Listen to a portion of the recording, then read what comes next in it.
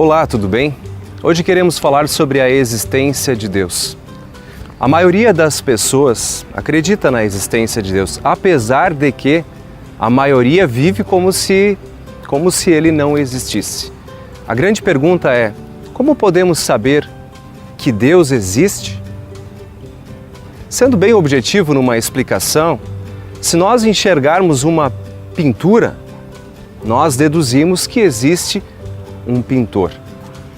Assim, da mesma forma, usando esse ponto de vista racional, se nós enxergamos, se nós percebemos as coisas na nossa volta, a imensidão da natureza, se olharmos então para o céu, as estrelas, deduzimos que existe um ser superior.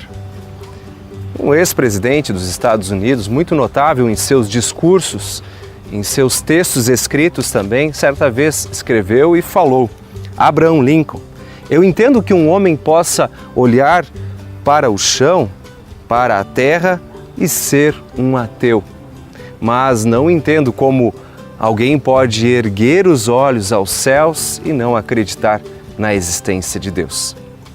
A Escritura Sagrada, a Bíblia, diz assim no Salmo 19, versículo 1 e 2, que você pode acompanhar aí: o céu anuncia a glória de Deus e nos mostra aquilo que as suas mãos fizeram. Cada dia fala dessa glória ao dia seguinte e cada noite repete isso à outra noite. É exatamente isso. Os céus anunciam a existência de Deus, mostram a existência de um ser superior. Também está escrito assim em Romanos capítulo 1, versículo 20, você pode acompanhar, que diz assim: desde que Deus criou o mundo, as suas qualidades invisíveis, isso é, o seu poder eterno e a sua natureza divina, têm sido vistas claramente. Os seres humanos podem ver tudo isso nas coisas que Deus tem feito e, portanto, eles não têm desculpa nenhuma. A Bíblia chega a ser, no Salmo 14, um tanto drástica ao dizer: diz o insensato, não há Deus, ou diz o tolo, não há Deus. Porque deduz esse ponto de vista racional de enxergar as coisas e perceber nelas um ser superior.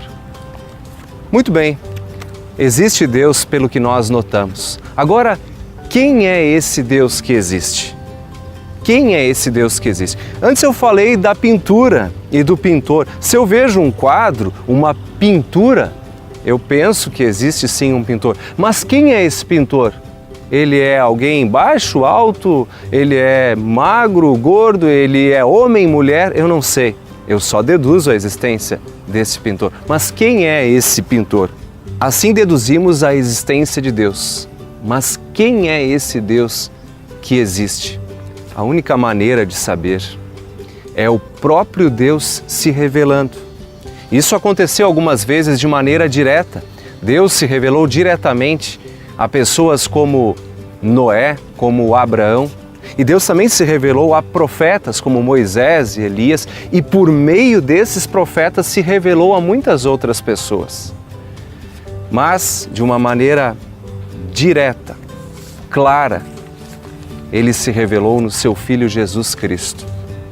Assim está escrito em Hebreus capítulo 1, versículo 2. Antigamente, por meio dos profetas, Deus falou muitas vezes e de muitas maneiras aos nossos antepassados. Mas nesses últimos tempos, Ele nos falou por meio do seu Filho. Foi Ele quem Deus escolheu para possuir todas as coisas. E foi por meio dele que Deus criou o universo. O evangelista João ainda é mais claro quando ele diz que a palavra se tornou carne, a palavra se revelou até nós. Portanto, para saber quem é esse tal ser superior, é preciso olhar para Jesus. E Jesus mostrou claramente quem é esse Deus, porque Ele é o próprio Deus. E dentro desse conceito de quem é esse Deus, esse Senhor Jesus, ser superior, se fez inferior por nós. Abdicou de toda a sua glória por nós. Por isso, quem é esse Deus que existe? O melhor conceito, além de Jesus, é Deus é amor.